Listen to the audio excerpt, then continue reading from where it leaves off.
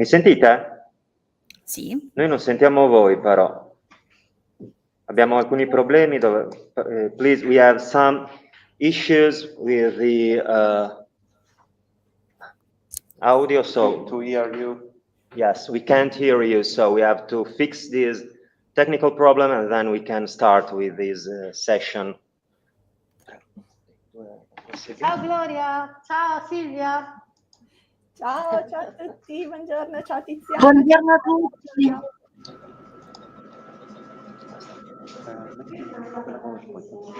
PowerPoint? Sì, sì.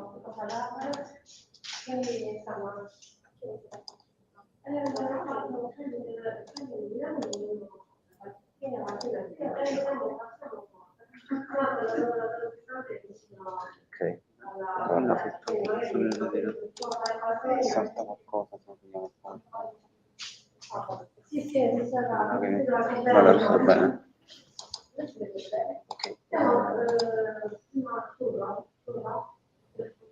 Allora, prova a vedere le configurazioni. La camera funziona. Questa è salita dell'audio. Can you hear me? Yeah. Yes. Okay, now we can hear you. So, technical problem has been fixed. We should invite you to use a specific picture as a background picture. I don't know if you have received the background picture.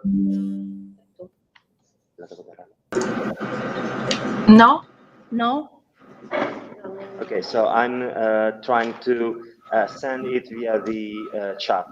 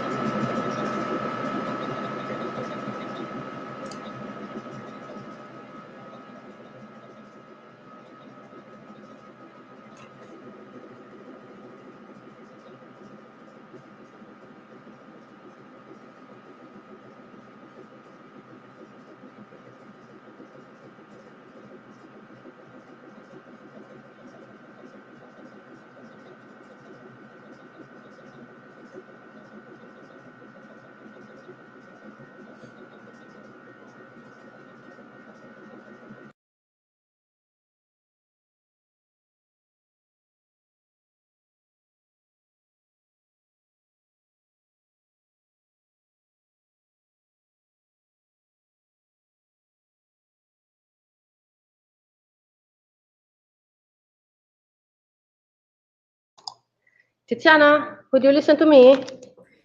Yes, I can. Okay, you will be the speaker for your Yeah, correct. Okay, perfect. Gloria and Silvia, okay, and Alfonso for us. Okay. So, Abbiamo un paio di minuti. 10 minuti.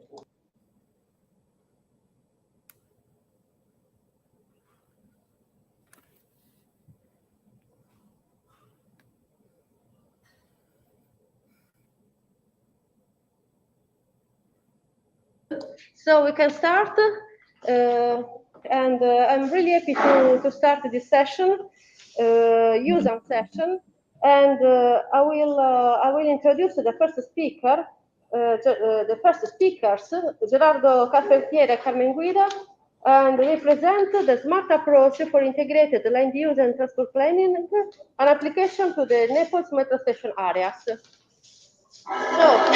Gerardo and Carmen, the floor is yours.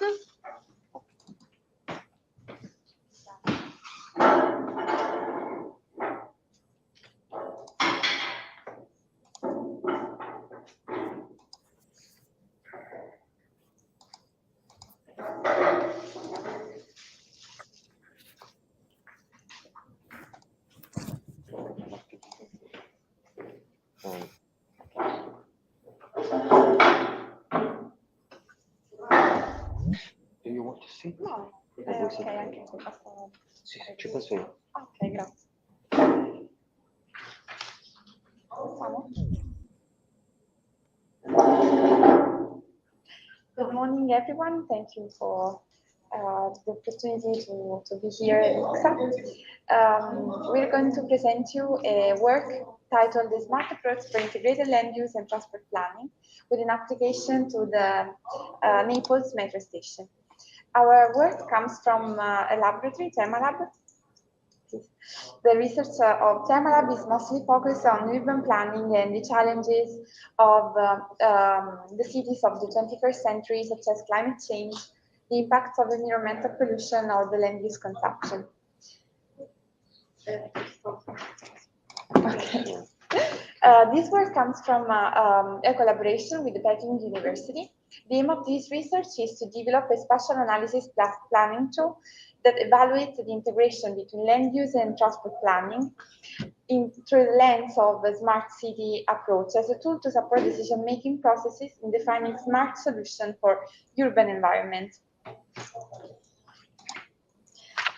This is the structure of our presentation. So we're going through an introduction and literature background, a methodology, then the application to the Naples case study, and finally the conclusions.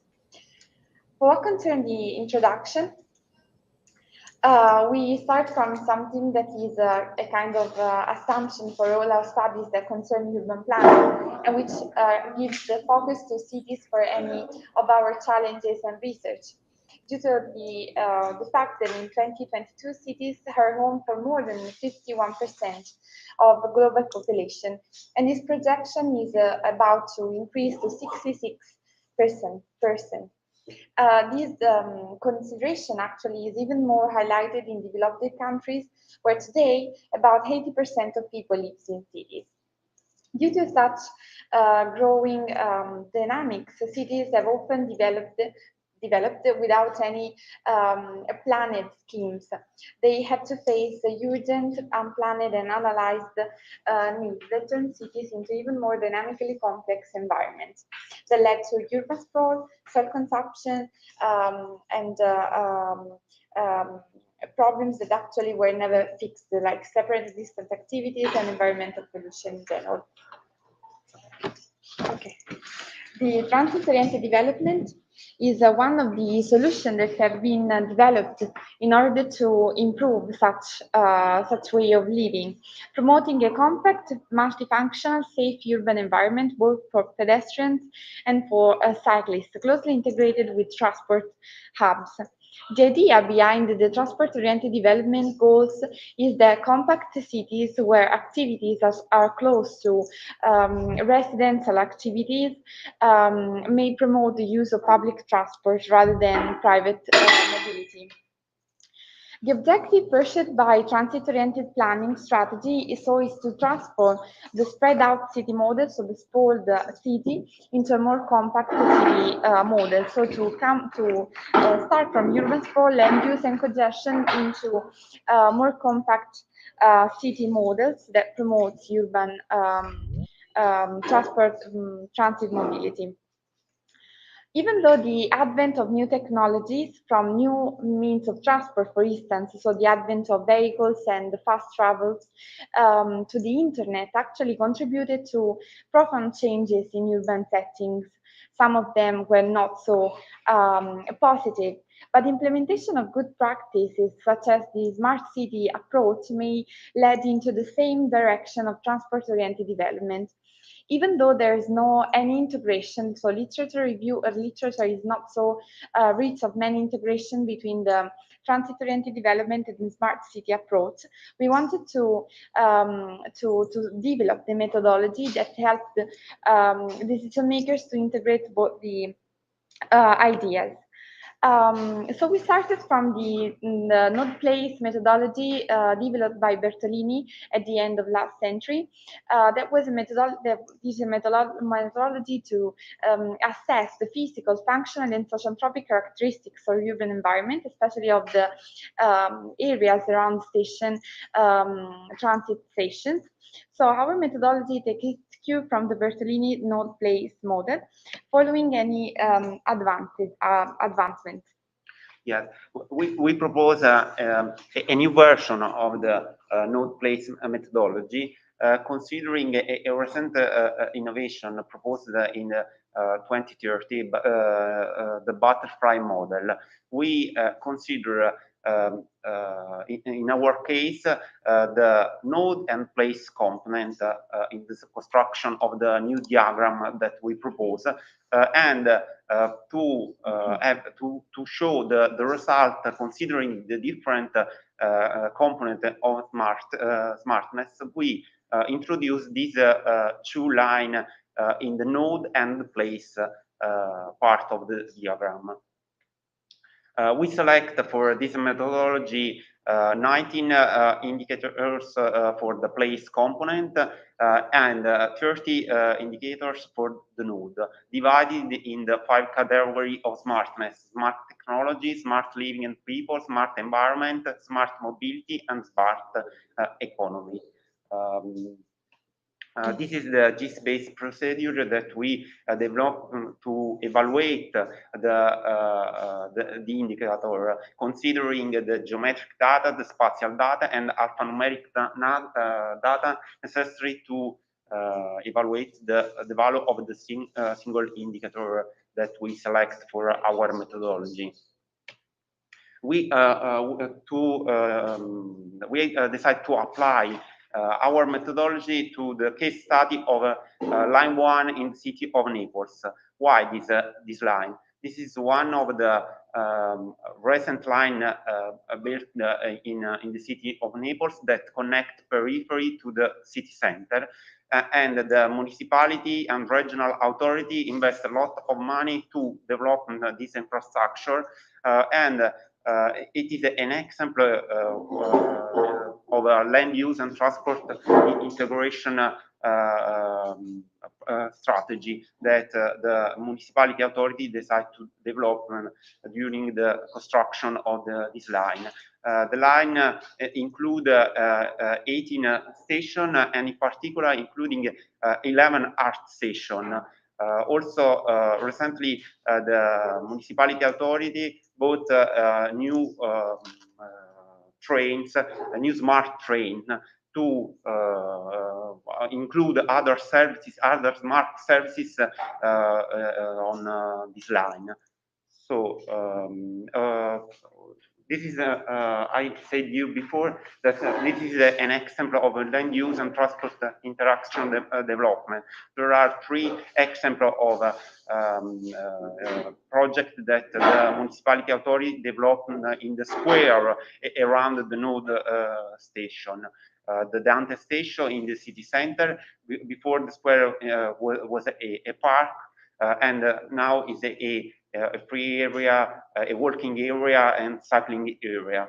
Another station is a Mater Dei station in a residential area of the city, and the municipality authority developed a plan to improve the quality of the urban space in this area. And the last example is the Garibaldi station. It is the center station, and it is one of the most beautiful requalification projects in Europe.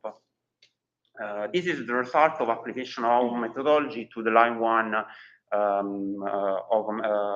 line 1 in Naples. The great part of the station are localized in the balanced area of the diagram, but it is possible to identify some cluster. There is the periphery cluster with the 3 stations that are located in the peripheral area. The center station in the top of the diagram, the center station, it is a very important station with a regional and national connection. There is the city center stations Municipio, Toledo, Dante, and a unbalanced node station, Università, that was unbalanced by the transport component. It is possible to find this cluster also on diagram, in the localization station on diagram, but also in the spatial localization of this station. The periphery station the central station with the connection with the other regional, national lines, and the city center station in blue. Okay, this is an example of the output of our methodology with the example of Caiano station. This is the result on the node place diagram that we developed. There are the node and place component and the 5 dimension of smartness. And we propose an example of the result that we obtain for the smart mobility for the node and the place. And it is possible to use this type of outcome to support the local authority to define the best solution to improve the smartness mobility for this station and for the other smartness component. In conclusion, we developed a new methodology, a new evolution of node place model that integrated the land use and transport component and the smartness dimension. Also, we try to define a integrated method to support urban planning practice to define the best solution to improve the land use and transport interaction solution in a urban area.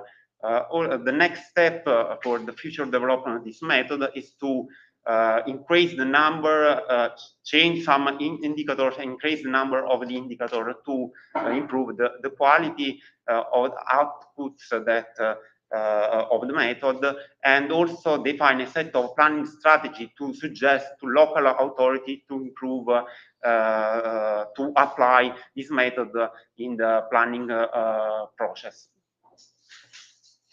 Thank you. Thank you.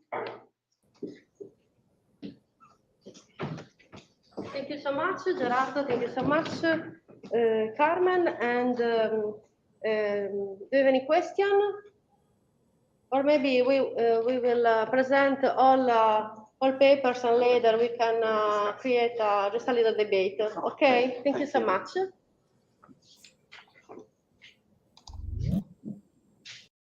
Okay.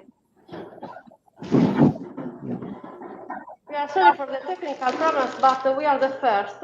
We are the first, so the pros and cons of the situation. And so I can introduce the second speaker, Tiziana Campisi. She is virtual, and she will present Developing Cities for Citizens, Supporting Gender Equity for Successful and Sustainable Urban Mobility. Tiziana, the floor is yours. Can you see my screen? Yes, we can. Okay, good morning to everyone. My research is titled Developing Cities for Citizens, Supporting Gender Equity for Successful and Sustainable Urban Mobility. Our research started considering the Agenda 2030 sustainable goals that aim to create more equitable and sustainable cities, which account for all citizen needs and break down gender stereotypes. The mobility sector is still characterized by an uneven choice of travel modes due to the multiple economic, social, and cultural reasons. The COVID-19 crisis imposed a strong travel restriction that had created impacts on the mobility of various user groups, considering, for example, gender or age. This research underlined the main social and economic trends which affect gender transport demands. We define a general overview of a pre-pandemic European experience in order to increase the level of knowledge related to the gender gap and adapt mobility service to meet the needs of all people, rethink urban mobility and public space, and plan considering the concept of accessibility and sustainability. And finally, in order to improve the quality of safety of cycling, walking, and public transport routes. We consider the actual problem relating to the pandemic phase, and we define the criticalities and benefits that leads women to experience different mobility landscape that men. This research starts considering the recent COVID-19 pandemic and emerging energy crisis. We define the main focuses, the main criticalities, and gender gap related to the transport and mobility system, and we investigated also considering in deep literature review of European case studies a number of negative effects that has been recorded in terms of changing behavior at various levels. We provide suggestions for the mitigation of this problem, laying the basis of definition for best practice useful for transport manager and local authorities, which also can increase both the quality of life and economic and employment opportunities. It is necessary that the gender gaps needs to be reduced or eliminated, and it is increased inequality in several areas in terms of psychological, economical, and social aspects. The development of cities can be considered the actual technological developments in terms of planning, realize, governing, and investigating the cities. The development of cities must take into account the action of citizens in order to optimize the planning of public space and cities. Among the most current cities model relating to the relationship and cooperation among cities with cities activities, it is possible to consider the concept of a 50-minute city and city of proximity. In general, it is necessary to emphasize the need to make the mobility system more sustainable and take into account the well-being of citizens. It is necessary to spread action that can bring about more inclusive, responsible, and participative democracy, urbanization, and sustainable settlement planning.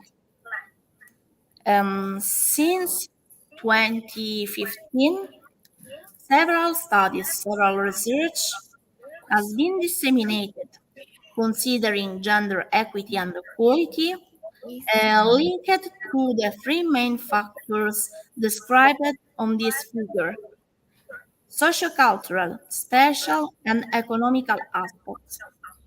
The European policies, as defined as gender mainstreaming, should analyze in depth the negative points, the obstacle to effective gender mainstreaming, the mechanism of resistance that gender mainstreamings, and the steps toward positive changes which gender mainstreamings can produce, even when the results stop before the transformation. In the transport and mobility sector, the main differences in mobility patterns between women and men lie in modal choice and travel distance. Women's practice tends to be related to more sustainable means of transport, whereas men's practice are related to more unsustainable transports. Some studies also has considered data from smartphone and or device with integrated GPS tracker, considering real-time monitoring of a workday to examine the commuting patterns. The results of some research in Europe have highlighted gender inequalities in mobility and time use. Some research has also investigated the relationship between sustainability, gender equity, and transport, and met defined recommendation for a more economical, social, financial, and environmental sustainable transport in the future. In general, and before 2018, small attention has been given to the impact on access, safety, ease, or comfort of mobility for women who travel markedly different from that of men.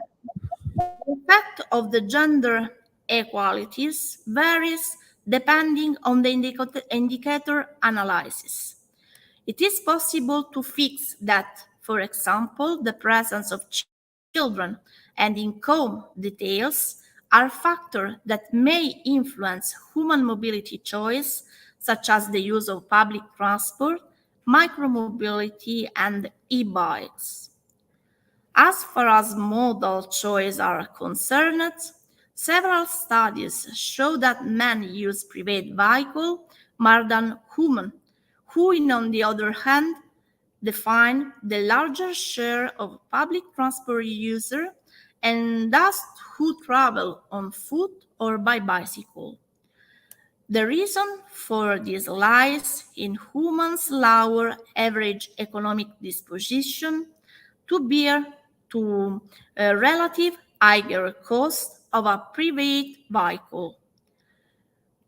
Consequently, they have a more positive perception that men regarding regulatory measures and also implemented to achieve sustainable mobility in terms of charging station or speed limits.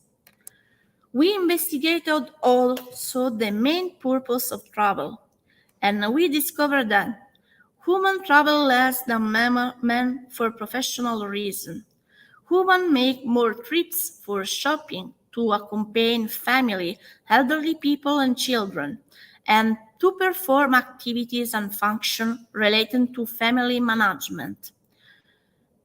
Female journeys are characterized by a greater dispersion of origin and destination and are mainly made outside convention peak hours. It was found that men cover greater distance than women in almost all age groups, and the biggest differences are found in relationship to work-related trips, where the distance traveled by men are greater. Gender equity and more generally inclusiveness in urban mobility takes center stage in the public debates of many European cities. We can show on this slide just like example, the 50 minutes model applied in Paris, or an important example of inclusive mobility can be found in the city of Offenbach am Main in Hesse in Germany, where the residential area has been connected with a network of bicycle lanes to shopping areas and school in order to promote the soft mobility. Another example made by Austria, the Austrian capital has been practiced gender mainstreaming for 30 years, defined by the European Institute for Gender Equality of the reorganization, improvement, development, and evaluation of gender equality policies process, considering all levels and stages of decision making. Vienna is ranked as the easiest and safest European cities for women because a number of actions on sustainable mobility has been implemented.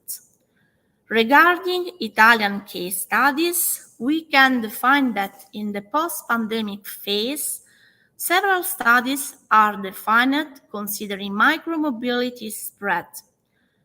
Empirical findings and empirical results underline that there is not an heterogeneity in gender and age group in the subcategories that define the people like user, not user, and reactor, fully the use of scooter in urban areas.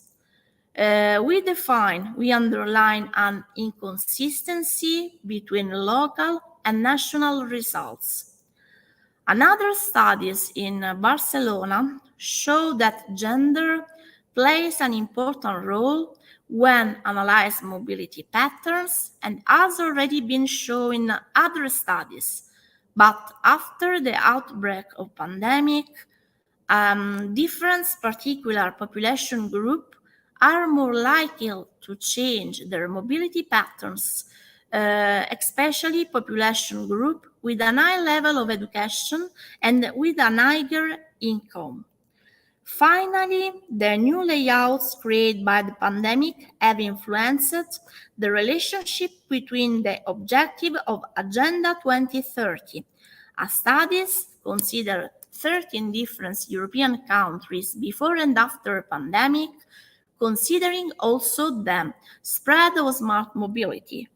It was highlighted the additional spillover effect with negative results for the achievement of the goal 5 linked to gender equity, but also goals 9, 11, 10, and 11 and 15 that describe respectively in the infrastructure and innovation, the reduced inequalities, and the partnership for the objectives and also the sustainable cities.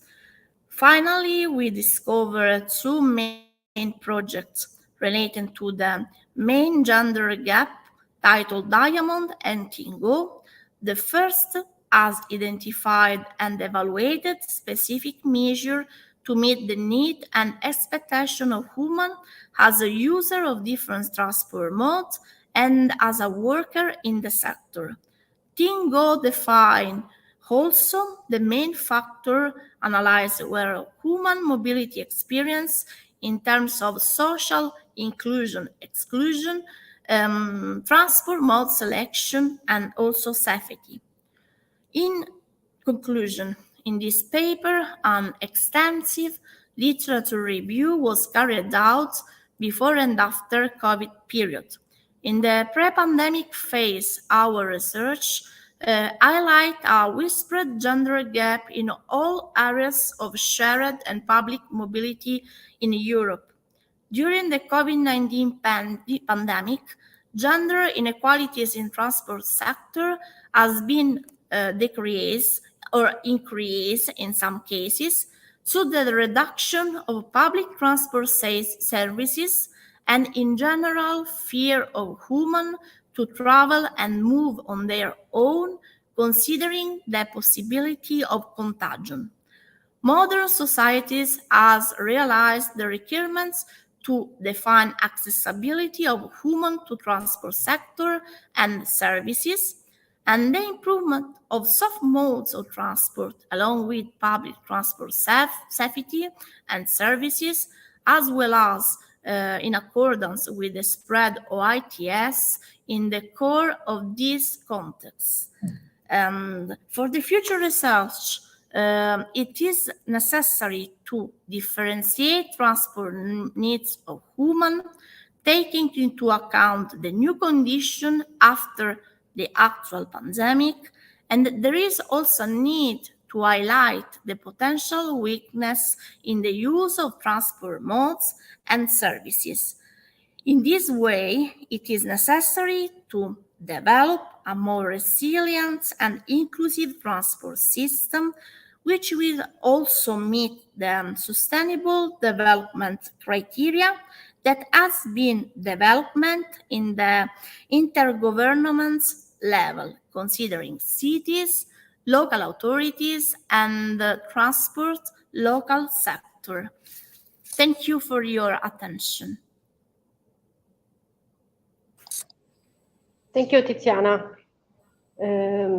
Thank you for your presentation. And do you have a quickly question, or we will move all question at the end of the presentation of all speakers?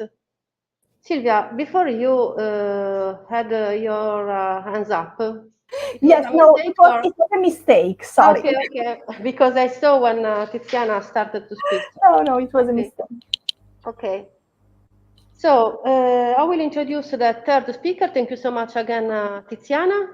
And the third speaker are two, Gloria Pellicelli and Silvia Rossetti. And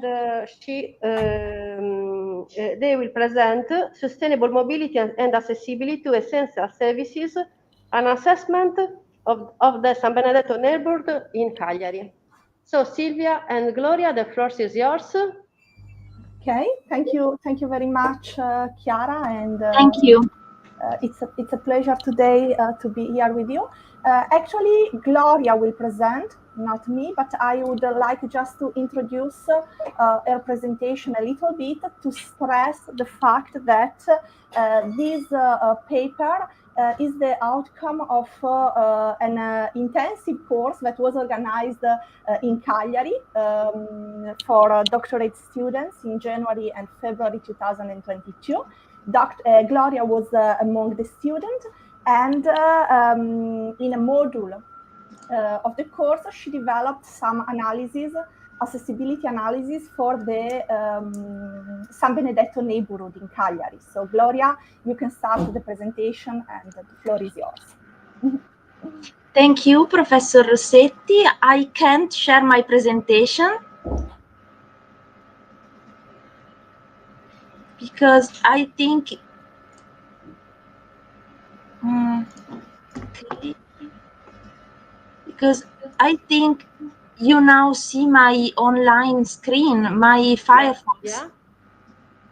Yes, now we can see your desktop. So now you have to use the option share your screen, and then Yes. you open the presentation. Okay. Okay? You now see my presentation. Now we can see your screen. Because I don't have the possibility to share only the presentation. Yes, of course. If you share your screen, okay, you see the third icon in the low bar. Okay. Okay, so you further windows should open up, and you have to select the screen. Okay, now we can see your presentation. Okay. Okay. Okay. Thank you. You're welcome. Thank you. Okay, I start with an introduction of the theme. This study aims to highlight pedestrian and bicycle accessibility in relation to essential services in the neighborhood in a range of 5 to 15 minutes according to the 15-minute city concept, and with a specific analysis of the green areas. Also to highlight critical issues to identify an improvement related to accessibility. The study is developed firstly through the analysis of services and mobility infrastructures in the neighborhood, the analysis of accessibility to essential services, and then the identification of active mobility facilitation measures arranged by the administration. The methodology adopted in this paper is based on some specific parameters. It considers the core of the neighborhood and identifies the different active mobility and public transport infrastructures within the neighborhood and in the immediate proximity. The study is based on pedestrian isochrones made with a GIS software application. And the second step was checking the accessibility time to green areas because they are located only outside of the perimeter. The study is developed taking into consideration 3 types of essential services: grocery shops with an access time of 5 minutes, personal care services, which are pharmacies and clinics, with an access time of 10 minutes, and the first cycle schools, which are nursery schools, kindergarten, primary and secondary schools, with an access time of 10 minutes, and at least the green areas with an access time of 10 minutes. The third step, as said before, is to highlight the existing critical issues. And during this analysis, the centroid of each building has been considered to verify the accessibility to a service. The theme of smart city is largely considered in the European context, not only for metropolitan cities, but also for medium-sized cities, in particular thanks to the Europe 2020 strategy. The city of Cagliari is not included in the European ranking of smart cities, but it's in position number 9 according to the Italian ranking, the ICT rank, and is the smartest city in the south of Italy. On the other hand, sustainable mobility and the principles about resilience, safety, and environmental sustainability in cities are included in several European regulations, as the 2030 Agenda, the Covenant of Measure, and the European Green Deal, and adopted at local level by initiatives and projects such as sustainable mobility plans, which bring together different aspects of mobility, active mobility, sustainable mobility, the public transport, intermodality, safety, and security, and in Italy, some regional laws. All the directives are aimed at reducing gas emissions, fighting climate change, and promoting everyday sustainable behavior. That's why we can say that the theme of smart city is closely connected with that of sustainable city. Concerning the theme of mobility as one of the main topics related to goal number 11 of the 2030 Agenda, the paper focuses on the issue of sustainable and active mobility, analyzing and identifying critical aspects related to pedestrian and bicycle accessibility to essential public services. Active mobility can be considered crucial to develop sustainable mobility policies that are both people-oriented and climate-friendly. To connect these two topics, two important actions can be identified: the reconversion of urban spaces and a careful organization and planning of the neighborhood unit within the conceptual framework of the 15-minute city that considers the walkable distance from services. We can so integrate in a smart perspective the concept of proximity services, the 15-minute city, active mobility as the principal way of transport, and intermodality in this study, considering bicycle and pedestrian accessibility to the three essential services and see how to improve the existing conditions. We can see in the first picture all the mobility infrastructures in the city center, like local public transport nodes, the bike sharing stations, cycle lanes, pedestrian areas, and the green areas. And in the second pictures, the essential services we mentioned before: grocery shops, personal care services, and educational institutions.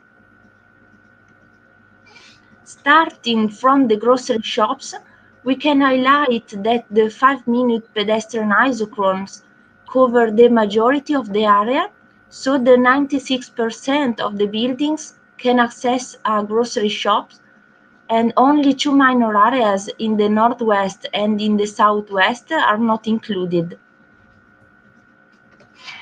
The personal care services, on the contrary, are accessible by all the buildings in the neighborhood, except for 2 clinics to the north that serve the entire city center, but that could not be reached by bicycle or walking. The schools as well as before, could not be reached by the totality of the buildings, could be reached by the totality of the buildings considering 5 minutes walking. The next step is verifying the accessibility to green areas, because the neighborhood doesn't have any green areas inside, which means that I necessarily have to move outside to go to a park.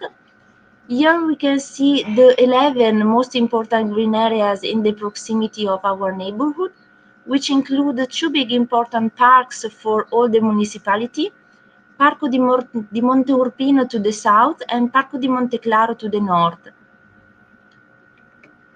They can be reached by bicycle, but it's a central zone, so also because of the small streets, the cycle lanes are located only on the main roads, for a total of 15% of the length of the roads, and there are some important cycle lanes located outside the perimeter, but they are not connected together to reach the green areas. From the point of view of the sharing way of transport, the half of the buildings can access a bike sharing station within 5 minutes walking. The other way to reach the green areas is walking, so we consider an access time of 10 minutes and find out that only the half of the buildings can reach a green area. We can say now that the neighborhood is well served in terms of footpath and pedestrian infrastructures, but high traffic is still allowed on most streets. Active mobility can be encouraged and made safer by the introduction of traffic calming areas, which in part is already established by the municipality. As a conclusion, we can say that the neighborhood is rich in services and facilities and provides high accessibility levels, with the exception of pedestrian accessibility to green areas, which is guaranteed in more than 10 minutes. A study like the one proposed may be more effective and highlight more possible accessibility weaknesses in more critical areas that need urban regeneration interventions or that are more peripheral. Further development of this work is to link bike sharing data with the distance to green areas, to combine pedestrian mobility with cycling, or to also taking into consideration other factors. Other elements may also include a more detailed definition of the isochrones by including, for example, in the service area, the waiting time at road intersection, and a detailed mapping of population distribution within the neighborhood to assess the exact number of inhabitants served within the service area. I would like to greet you with the information about the special issue in Sustainability Journal on the topic of smart and sustainable cities, which will end next year, and thank you for your attention. Thank you so much, Gloria. And I double thank you because the sustainable city and the smart and sustainable city course was organized by me. So the double thinking was that you follow the course and we succeed in publish a paper under the PhD course. So thank you so much. And Thank you. there are any questions, or we can go on to the next speaker? We can go on. Thank you so much again, Silvia and Gloria. And the next speaker is Alfonso Annunziata, and he will present health and mobility in the post-pandemic scenario, an analysis of the adaptation of sustainable urban mobility plans in key context of Italy. So Alfonso, the floor is yours.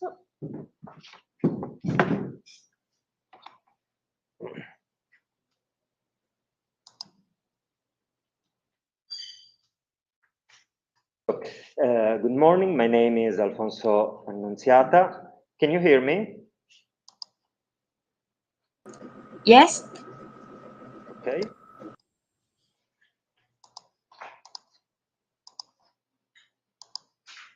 And the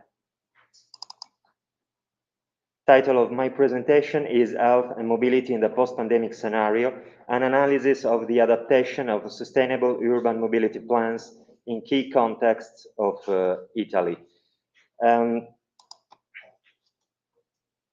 So the topic, the object of this study was to analyze which is the relevance and the role of sustainable urban mobility plans and of adaptation strategies in addressing the issues of mobility and in promoting more inclusive, healthier, and more sustainable urban environment.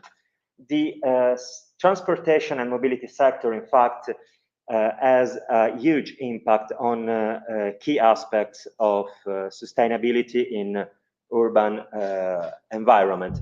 Mobility and transport sector is in fact related to several criticalities of built environments, including air pollution, noise, road accidents, climate alteration, soil consumption, social and economic costs, for instance, related to the economic costs of road congestion, as well as the economic costs of road accidents, and social inequality.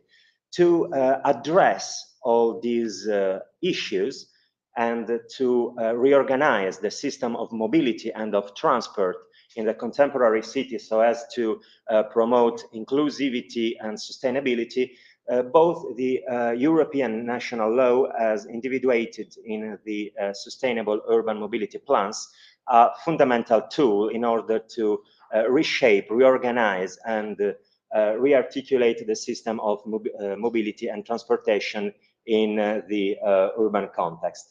A sustainable urban mobility plan can be defined as a strategic plan that aims to deliver a higher quality of life while also meeting the need for mobility of different categories of users, and which also aims to increase the social, economic, and environmental sustainability of urban environment.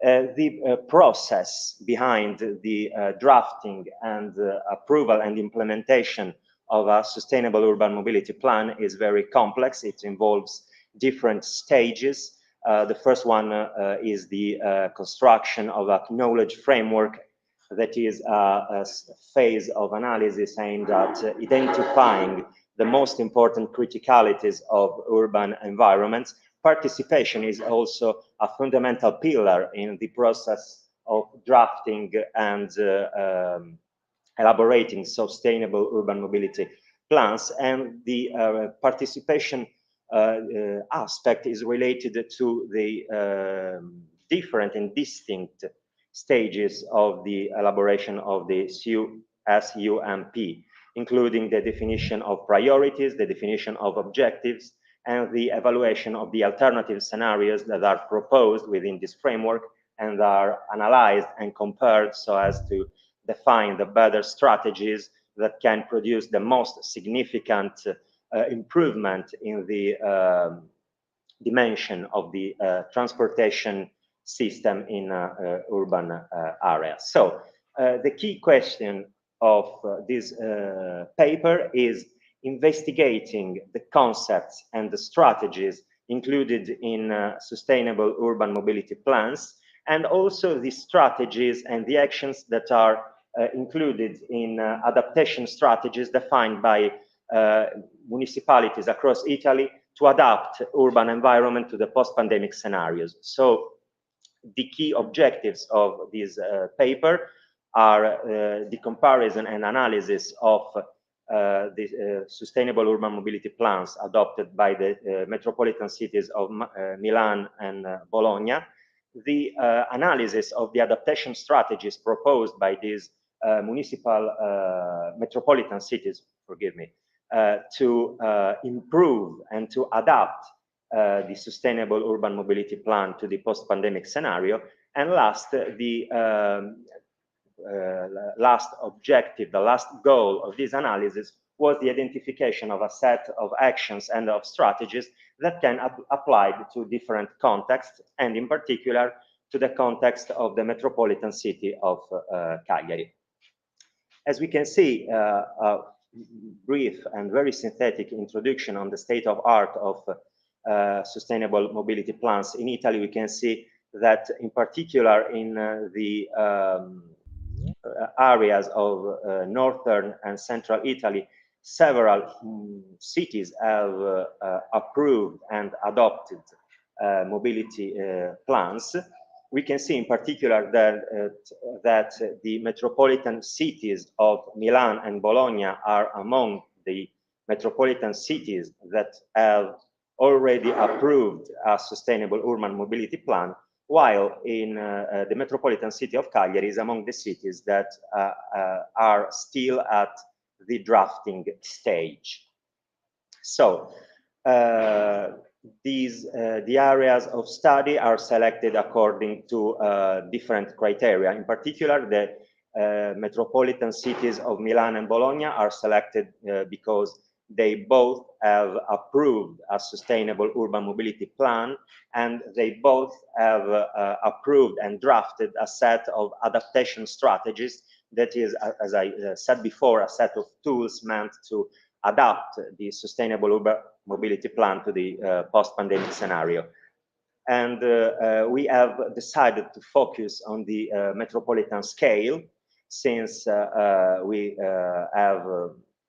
believe that the metropolitan scale is the true level where the different issues of mobility can really be managed and shaped in order to reduce the criticalities and the externalities determined by the mobility sector on the built environment.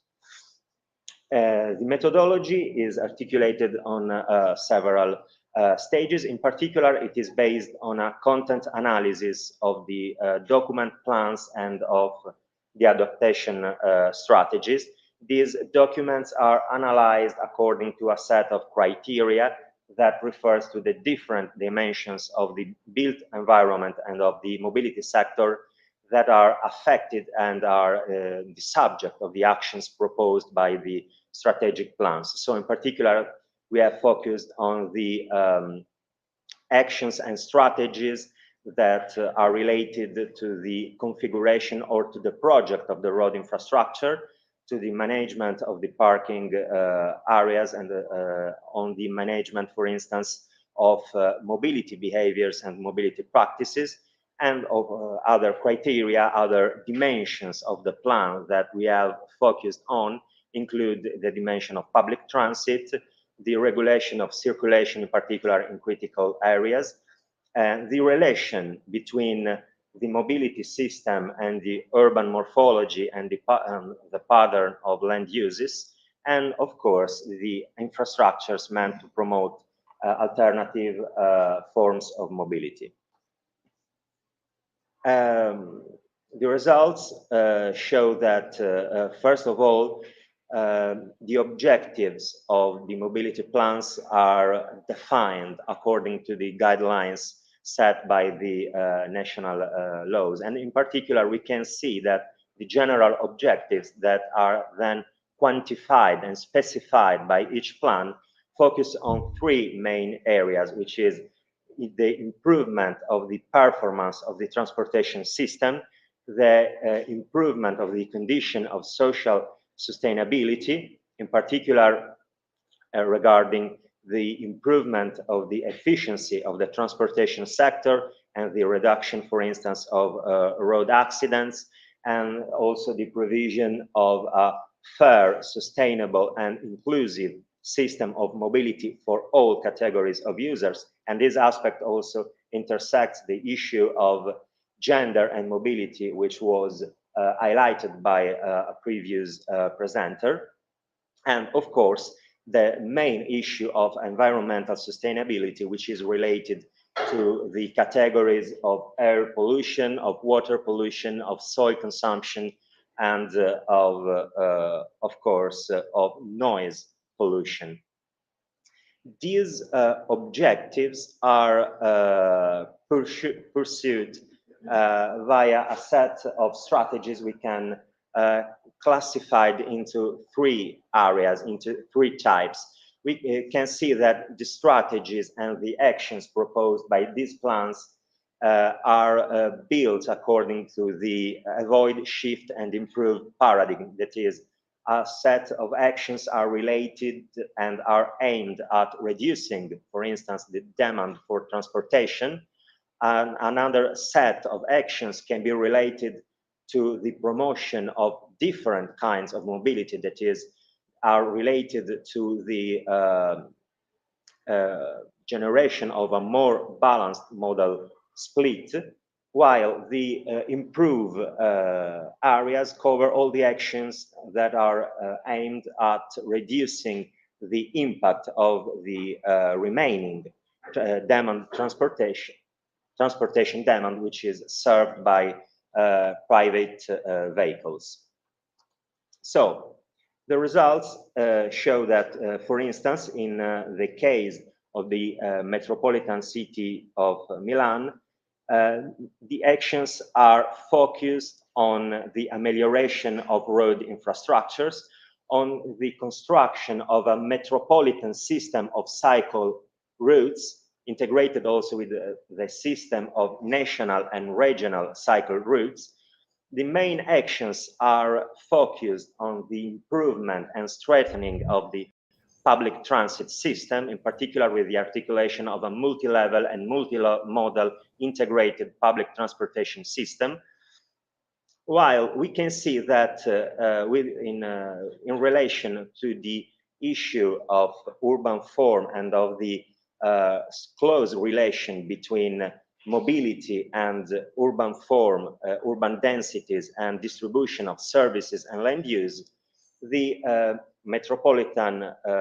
the Sustainable Urban Mobility Plan for the city of Milan only focuses on the verification of impacts of planned settlements on demand for mobility. While we can see that in the adaptation strategies drafted after the pandemics, we can see that there is a shift in both the conceptualization of road spaces, which are no more conceived as a mere space of mobility, even for soft mobility, but as we can see, the promotion of tactical urban planning projects, the issue of the adaptation of the urban space to the requirements for social distancing reflects a conceptualization of the urban space and of the road space as a space of socialization, as a space that has to adapt to the changed lifestyles produced by the pandemic. While also another aspect that has been improved by the adaptation strategies is related to the close connection between urban form and the transportation system. In fact, we can see that the adaptation strategies focuses on the 15 minutes city models as a model aimed at promoting proximity of main services, and that is in this way at reducing the demand for long trips. And while also we can see that the issue of a better and more fair distribution of cultural and healthcare facilities is also defined and identified by these adaptation strategies as a key aspect of the reorganization of the urban environment and of the mobility system. On the other hand, in the metropolitan city of Bologna, we can see that these issues of synergy between the system of services, of land uses, of densification and intensification of the built environment and the mobility sector were already taken into consideration in the Sustainable Urban Mobility Plan. In fact, we can see that, for instance, the Urban Mobility Plan seems to follow a transit-oriented development approach, for instance, focusing on the concentration of intervention of urban expansion around major centers of mobility around major infrastructural nodes, but also focuses on the concentration of this intervention near areas already built, already dense area and equipped with a wide and diversified set of uses and of services. In fact, we can see that the adaptation strategies seems to focus on actions aimed at speeding the process of transforming the urban space, the road space. In fact, the adaptation strategies are focused on proposing a set of rapid, low-cost, temporary interventions aimed at giving a rapid response to the needs related to the changing of lifestyles determined by the pandemic, the COVID-19 pandemics. So we can see that the main responses to the post-pandemic scenarios focuses or can group into three dimensions. The adaptation of strategic plans to the post-pandemic scenario, the coordination between urban and mobility planning, and the reconceptualization of specific components of the urban environment, in particular in a logic of increasing conceptualization and design of road spaces as a public spaces, as a space for all, as an inclusive, usable, and livable space. As a consequence, a set of strategies are identified that can be applied to the metropolitan city of Cagliari and that can constitute a set of guidelines for the drafting of the sustainable urban mobility plans for the metropolitan city of Cagliari. These actions, in particular, should focus on the avoid dimension, that is, on actions aimed at reducing the demand for long-distance trip, in particular by promoting a model of reorganization of the urban settlements that increase the proximity of basic services so as to encourage sustainable forms of mobility and, in particular, soft mobility.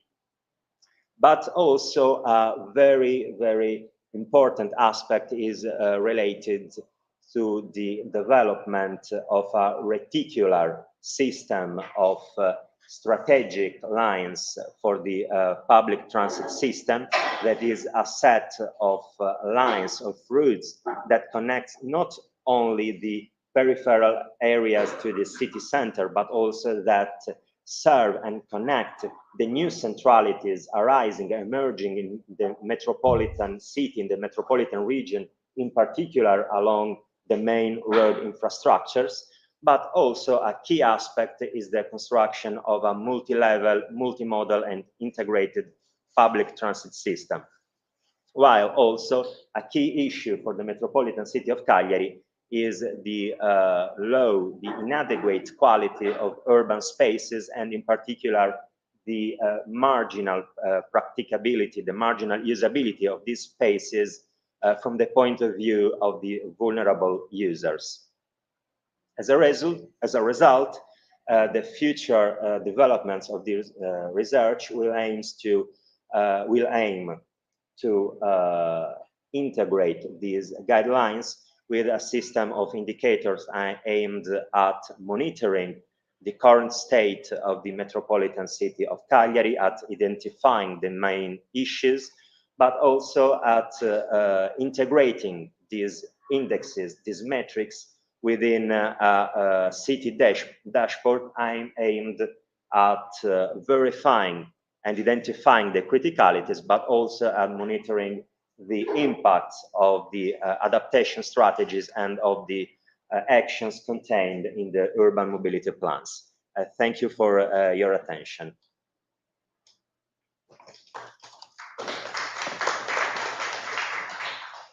We forgot how we have to do in presence because after 2 years of pandemic, we forgot just a little. Okay. Thank you so much, Alfonso. And I really wanted to add a specification. So the floor is yours. Okay. For the paper, it was under a convention, under a project, a European project, Cagliari 2020, and stop. Okay. So we can start the discussion, and I don't know if do you have any question from the audience? Do you have any question about the different papers? Okay, if you came here because it's a problem for the distance people. Okay. Very simple, in fact. I saw that you. Sorry. I saw that you used as guidelines Milan and Bologna. Yes. Which are fundamentally different to Cagliari in one aspect.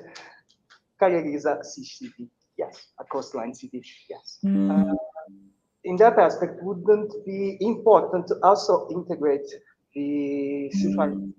I don't know how much important is for Cagliari the seafaring tourism, but during the presentation was the main topic that was gearing up in my head, because if it is important, it must be addressed as well, and you don't have using those cities as guidelines something to compare. I don't know if there are other cases you could have analyzed. Just overall thinking about, but your work is incredible. Thank you very much, and thank you for the question.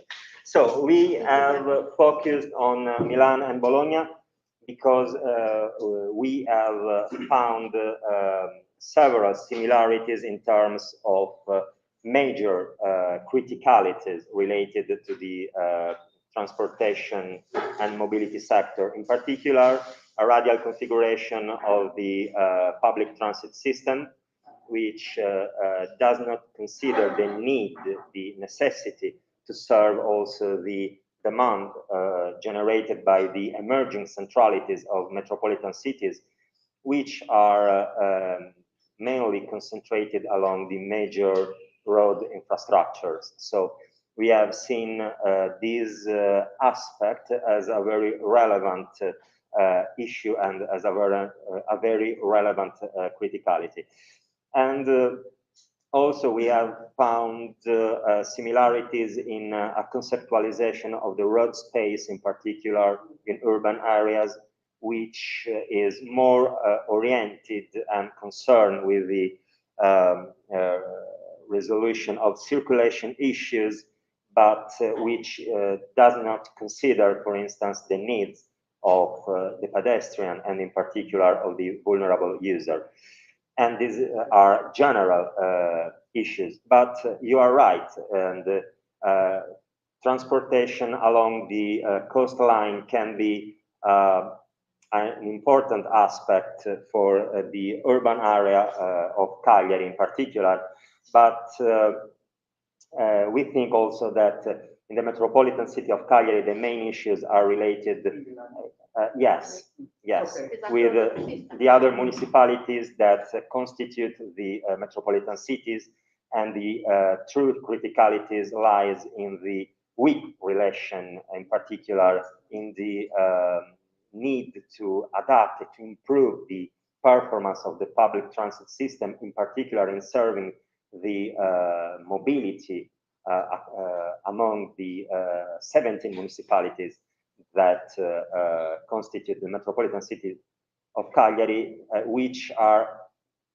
mainly in the inland area and not along the coast, while we believe that public transit, a form of public transportation along the coastline could be very useful to serve the area of dispersed urbanization along the coast, in particular along the southeastern coast. I was thinking more about the regional at the regional scale, because seeing the map of Cagliari, you see that you have several around the island, several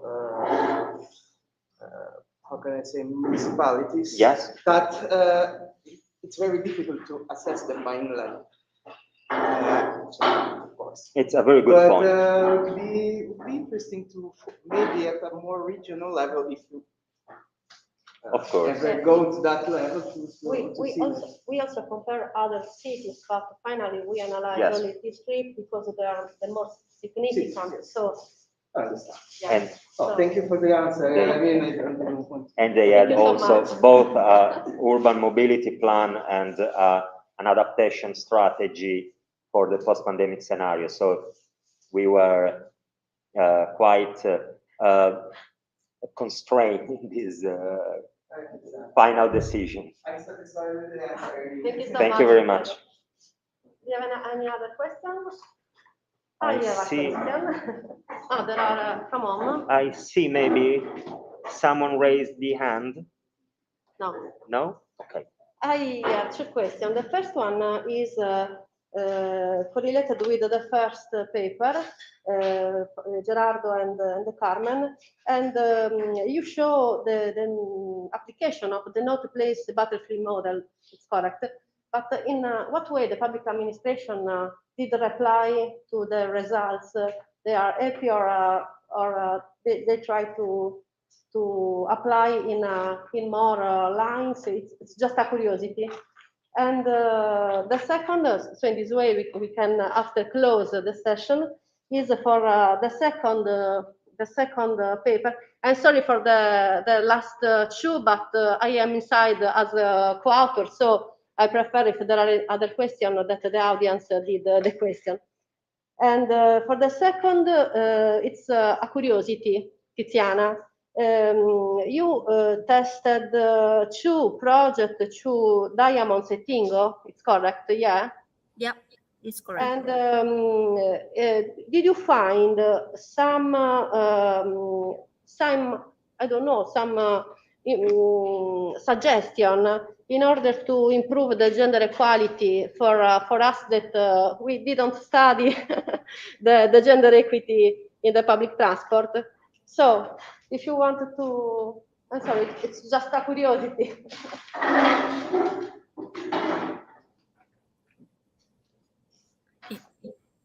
So for what concerns the smart elements that we considered, actually we refer to the literature study and how the smart city can be declined in urban environment through many components, which are just not technology issues, but also environment, economy, and sustainability, and so on.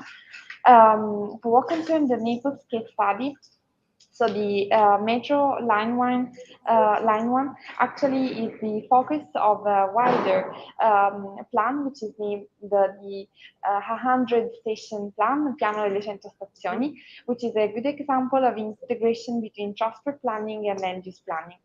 At the same time, the municipality of Naples actually invested and won some possibilities to invest in smartness, but was declined some in technology issue rather than in urban planning and more holistic vision of the smart city planning. So we introduced some of these elements in order to take into account that making also line on transit stations and the areas around transit stations smarter needs a more holistic vision to all the components of urban planning. So we also try to make the butterfly model the smarter possible in order to make it easier, for policymakers and not urban planning to read it, and also to understanding which smart component of the urban system is more necessary to work rather than on other components. Did I answer your question? Yeah. Thank you so much. Thank you. Last but not the least, Tiziana. Okay, I think that our literature review, we found that there is a great big lack in order to define gender equity and equalities. The project Diamonds and Tingo define main factors and the main possible action considering the pre-pandemic periods. It is interested, I think, and better to introduce the lack of and the problems generated by the COVID pandemic. The main factor is not only relating to the gender, but also to the daily life action, the political issues that consider the human like mother, like employee, like a part of daily life. I think that policy actors and policy life, policy action in the last year introduced the concept of gender equity and equalities and generated small steps. We need to far away to spread this concept in order to decrease the inequalities. We can try, we can start. There is not more scientific researches on these fields, and one good solution was to investigate it deeply, this research, this topic, these focuses, I think. Thank you so much, Tiziana. So, if there aren't any other questions, I can close this session. And I really want to thank you all the speakers from here and also from home. And I will invite you to go online or in presence in the opening session at 11. So, bye-bye. And thank you so much again. Thank you very much. Have a nice day. Bye. Bye.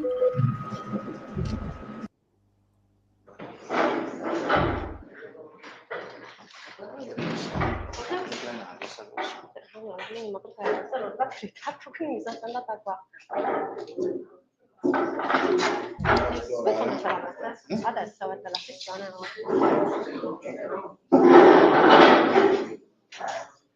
Io ne ho un'altra alle 3, quindi sessione in contemporanea.